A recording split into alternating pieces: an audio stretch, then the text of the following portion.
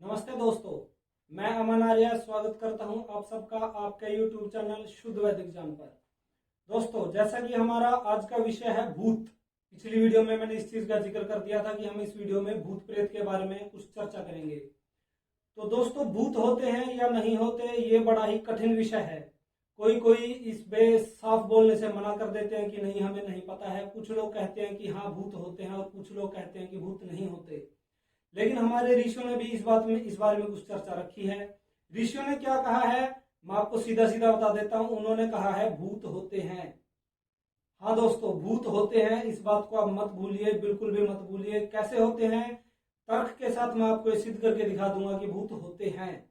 तो बने रहिए आप मेरे साथ, वीडियो को बीच में मत छोड़िए, वरना कहीं पर भी आप समझ नहीं पाएंगे कि भूत होते हैं या नहीं होते। भूत बनने के लिए आखिर क्या क्या कंडीशंस होती हैं, पहले हमें ये समझना पड़ेगा।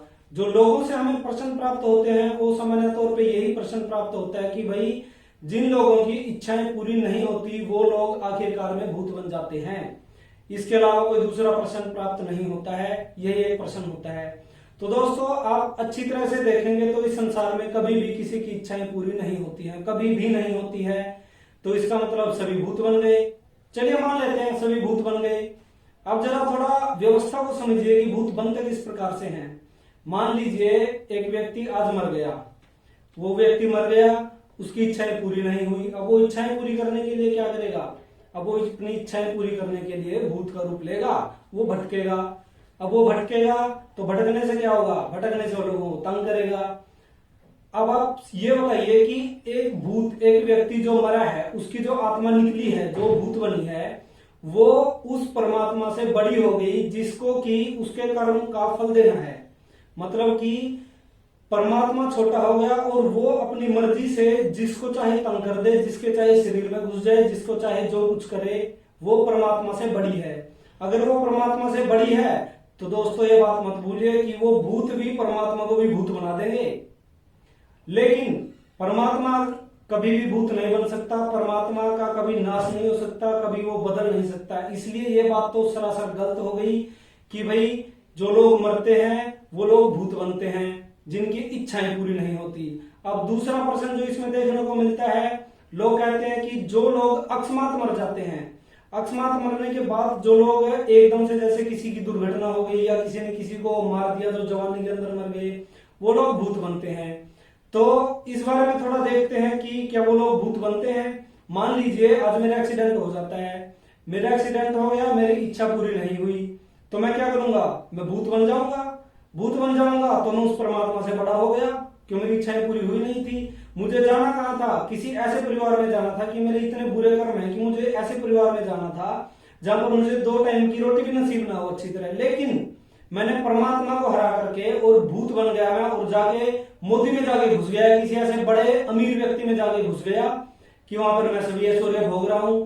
तो मैंने परमात्मा की जो व्यवस्था है उसको चैलेंज कर दिया, और परमात्मा की व्यवस्था को कोई चैलेंज नहीं कर सकता।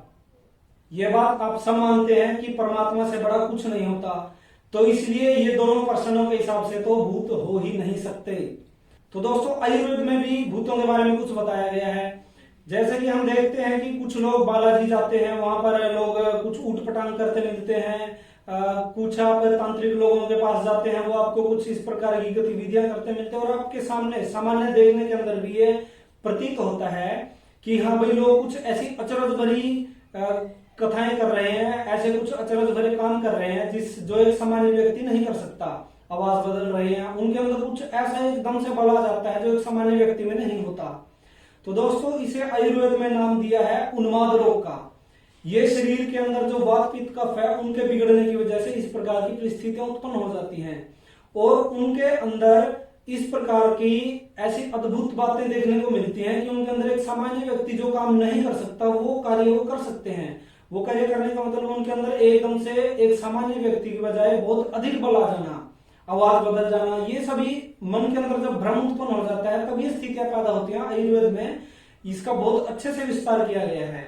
अब बात ये आती है, हम देखते हैं और सुनते हैं कि जो लोगों को भूत चिपट जाता है, मतलब कि जो इस प्रकार की गतिविधियां करते हैं, जब ये बालाजी जाते हैं या तांत्रिक लोग होते हैं तो उनके भूतों को निकाल देते हैं और वो ठीक हो जाते हैं। और बहुत से मरीज इस प्रकार के ठीक भी होते हैं और बहुत से नहीं भी होते। तो अगर भूत होता और बालाजी के निकालने से निकल जाता तो ये लगभग लगभग 100% लोगों का निकलना था। भगवान का बस अगर हनुमान है, हनुमान का बस एक भूत पे नहीं चलेगा, बाकी उससे बड़े हो गए क्या? कोई भूत उससे बड़ा नहीं है। फिर भी कुछ लोग ठीक हो जाते हैं। वो ठीक इसलिए होते हैं, आयुर्वेद में इसका भी वर्णन किया गया है। इस प्रकार के रोगियों के लिए भय देना, उन्हें डराना, उन्हें धमकाना, जिस चीज से वे डरते हैं उस चीज से डरा करके उन्हें ठीक करने का एक चिकित्सा बताई गई है। उनके मन में जो भ्रम पैदा हो गया है उसे दूर करने के लिए उसे डराना, उसे धमकाना, उसे बांधना, उसे अंधेरे कमरे में रोकना, इस तरह की कुछ कठिन यात्राएं उसे देनी पड़ती हैं, जिसकी वजह से वो ठीक हो जाता है। लेकिन आयुर्वेद में ये भी एक बात बताई है कि जिनका रोग लिमिट के अंदर है, ये रोग लिमिट के अंदर है, वही लोग इस चीज से इससे ठीक होते हैं, जो ये तरीके बताए गए हैं। जिसका रोग बहुत अधिक बढ़ गया है वो लोग किसी भी प्रकार से ठीक नहीं होंगे, उनकी चिकित्सा करना व्यर्थ है। और यही कारण है कि जो वहां पर जाते हैं बालाजी के अंदर, उसमें से कुछ प्रतिशत लोग तो ठीक होकर आ जाते हैं, तांत्रिकों के पास ठीक होकर आ जाते हैं, क्योंकि उन्हें डराते हैं, धमकाते हैं, उनके मन में भय उत्पन्न करते हैं। और बहुत से लोग खामखा अपनी कुछ महिलाओं में बहुत अधिकतर ये रोग पाया जाता है, क्योंकि वो थोड़ी कमजोर हृदय की होती है, उनके मन में भ्रम बहुत जल्दी पैदा होता है। तो वो कुछ उस वजह से, और कुछ महिलाएं कार्य से बचने के लिए या उन्हें कोई और ऐसी मानसिक वो अपनी अवधारणा बना लेते हैं कि ये करने से आपके लोग आपसे थोड़ा अटैचमेंट ज्यादा हो जाएगी, इस वजह से इस तरह के कार्य करने लग जाती हैं। तो इस वजह से कुछ रोगी ठीक हो जाते हैं और कुछ रोगी ठीक नहीं हो पाते हैं। लेकिन ऋषियों ने तो फिर भी भूत को बता दिया। इन तर्कों के से तो कहीं पर भी भूत साबित नहीं हुआ, लेकिन फिर ऋषियों ने किस लिए ये कह दिया कि भाई हाँ भूत होते हैं। तो दोस्तों, जिस प्रकार से एक बस है, उस बस को वही व्यक्ति बता सकता है कि इस बस के क्या लक्षण हैं, जो उस बस को अच्छी तरह से जानता है, जो उस बस नाम के शब्द की परिभाषा दे सकता है, वही व्यक्ति बताएगा आपको कि भाई बस किसे कहते हैं। उसी प्रकार से भूत किसे कहते हैं, ये वही व्यक्ति बता पाएगा जो भूत के शब्द की परिभाषा को जानता है। और भूत शब्द जो बना है, भूत शब्द बना है संस्कृत से। जो व्यक्ति संस्कृत जानता है वो आपको बहुत आसानी से बता देगा कि भाई भूत किसे कहते हैं। भूत की परिभाषा के अंदर हमारे ऋषियों ने कहा है कि भूत 3 प्रकार के होते हैं। एक तो भूतकाल, जो समय बीत चुका है उसे हम कहते हैं भूत। दूसरा, जो चीज हुई है और होके विनाश हो गया, जो चली गई, उसको भी कहते हैं भूत। जैसे मैं आज हूं, कल को मेरी मृत्यु हो जाए तो मैं भूत हो गया, मैं नष्ट हो गया, मैं भूत हो गया, भूतकाल में चला गया। और तीसरा भूत किसे कहते हैं? तीसरा भूत बोलते हैं जीवधारी को, जिसने शरीर धारण कर लिया है।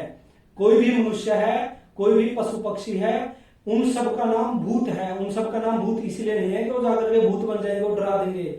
उन सब का नाम भूत इसलिए है क्योंकि उन्होंने शरीर धारण किया है। और ये बात को जो लोग संस्कृत जानते हैं वो बहुत अच्छी तरह से समझा पाएंगे कि ये भूत शब्द आखिर बना कैसे है। तो इसके आधार पे दोस्तों, तर्क के आधार पे मैंने आपको सिद्ध करके दिखा दिया। और आप भी इस भ्रम में मत रहना कि भूत होते हैं या नहीं होते। एक निर्णय पर पहुंच जाइए, वरना पूरी उम्र पछताना पड़ेगा आपको। जानकारी रोचक लगी हो तो दोस्तों चैनल को लाइक कीजिए, सब्सक्राइब कीजिए, अपने परिचितों को बताइए। इसी तरह की और बहुत सी जानकारी आपको दी जाएंगी। अगली वीडियो ज्योतिष विद्या के लिए होगी। बने रहिए और देखते रहिए मेरे साथ शुद्ध वैदिक ज्ञान।